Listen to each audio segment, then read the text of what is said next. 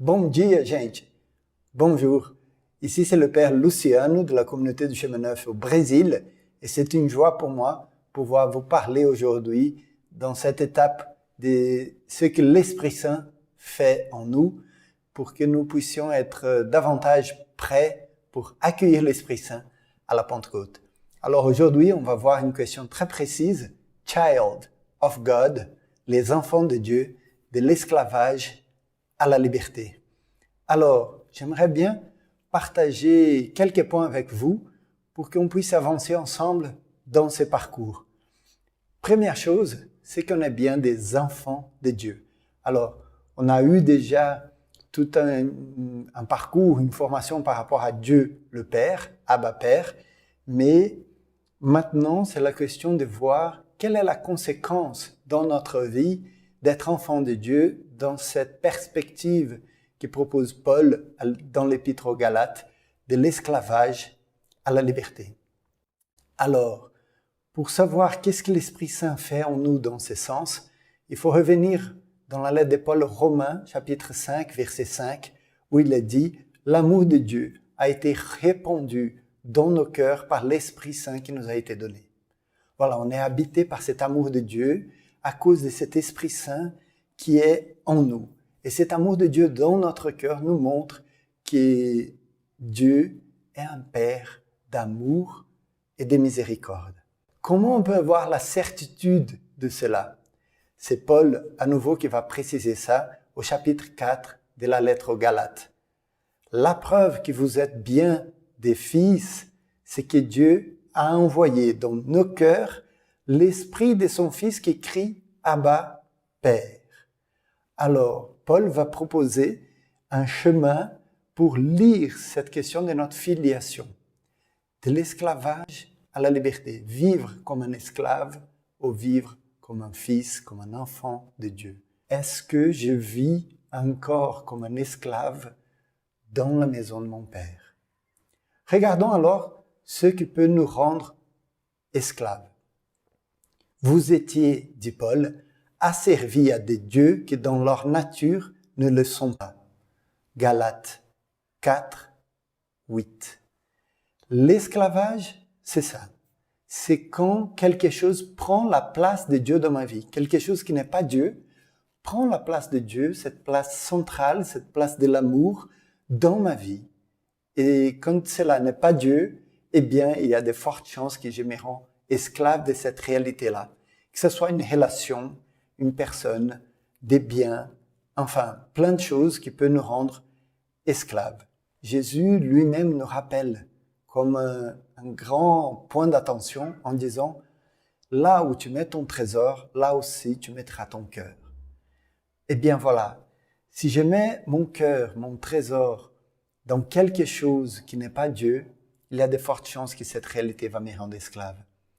Et Jésus nous a libérés de tout esclavage par la puissance de sa résurrection, en nous donnant son Esprit Saint, pour qu'on puisse être vraiment libre, ne pas revenir à l'esclavage.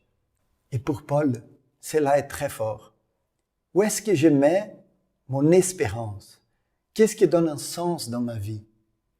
Quand on va regarder ces chapitres 4, 5 de l'Épître de Paul aux Galates, où il va parler précisément de cette question de l'esclavage à la liberté, il va dire, attention les Juifs, qui mettez votre espérance des saluts dans l'observance de la loi. C'est pas par nos efforts qu'on va être sauvé. C'est pas en faisant quelque chose qu'on va être sauvé, qu'on va être libre. Non. C'est en accueillant en nous cet amour de Dieu.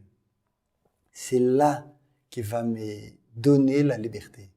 Pour Saint Ignace de Loyola, il va appeler cet attachement à des choses qui ne sont pas Dieu et qui vont me rendre esclave, un attachement désordonné, qui n'est pas ordonné à Dieu.